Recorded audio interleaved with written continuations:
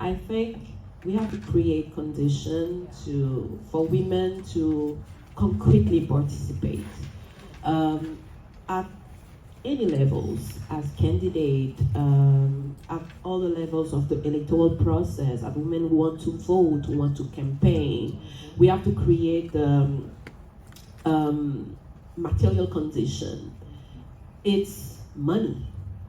First of all, it's money, because we know what happened in this country during elections period.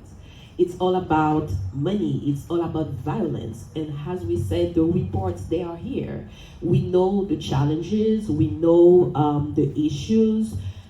We're supposed to address the real issues and the real challenges for women in our context in Haiti, to give them the opportunity to really participate in this process. And the process is not only 3 days, 3 weeks.